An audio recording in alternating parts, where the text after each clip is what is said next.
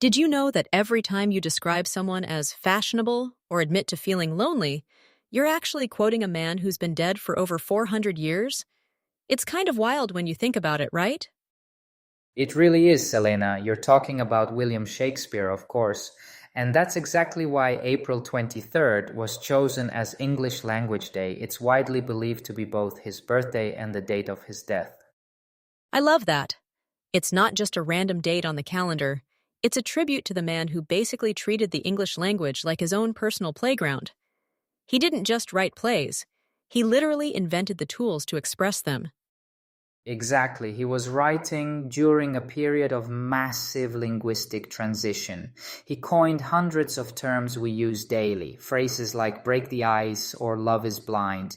He was a master of creativity at a time when the language was still finding its modern footing.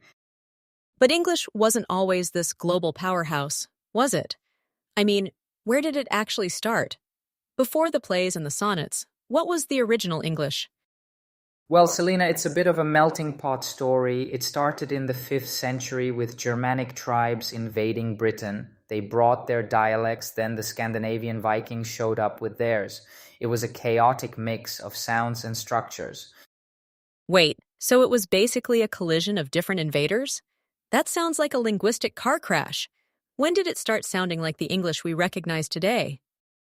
The big shift happened in 1066 with William the Conqueror. He brought Norman French to the courts and official life. For a long time, the upper classes spoke French while the lower classes stuck to English. They couldn't even understand each other at first. That is such a strange image. A country where the leaders and the people literally speak different languages. How did they ever manage to merge those two into one? Slowly and naturally, over time, French words seeped into the English vocabulary. In fact, about 45% of all English words actually have a French origin. By the time Shakespeare arrived, printing had been invented, and people finally started agreeing on how to spell things. 45%? That's nearly half the language. No wonder it's so hard to learn all the rules. But Efka, we have to talk about how it went from this island language to being spoken by one in every 4 people on the planet. Right, and we have to be honest about that history. It's often quite ugly. The spread of English was fueled by the British Empire's colonial expansion. They took land and resources across Africa, Asia, and the Americas, imposing their language as they went. It's a heavy legacy, but it's interesting how that history has transformed into what we now call World Englishes. The language was forced on people, but then they reclaimed it to tell their own stories of freedom and identity, right? Precisely. From the Caribbean to India, writers and thinkers used English to advocate for justice and equality. Today, English doesn't just belong to England or the US, it's a global tool that belongs to everyone who uses it. I love that perspective, Selena. It's now a lingua franca. I read that there are over 1.75 billion speakers worldwide. That's a staggering number, and most of them aren't even native speakers. That's the most fascinating part, Efka. For many of these billion-plus people, the goal isn't to sound like a BBC newsreader or a Hollywood actor. The goal is simply to be understood. Communication is winning over perfection. And that's actually changing the language itself, isn't it? I've heard people using informations or furnitures as plural nouns. In traditional grammar, those are mistakes, but in international English, they're becoming quite common.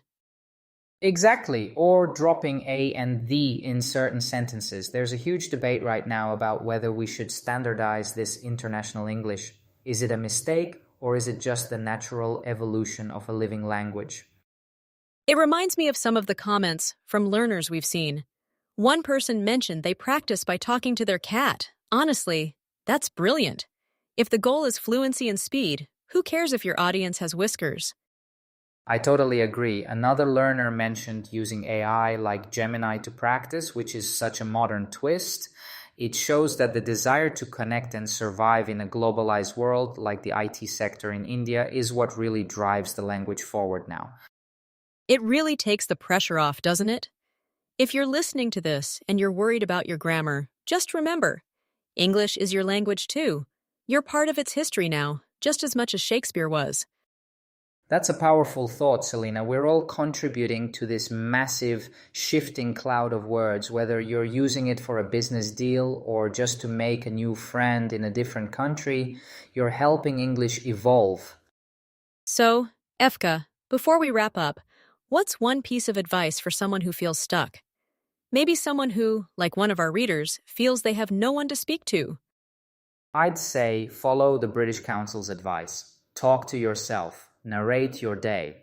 I'm making coffee now. Where is the sugar? It sounds silly, but it builds those neural pathways. Or comment on the news in English while you watch it in your own language. I love that. It's about making the language a part of your life, not just a subject in a textbook.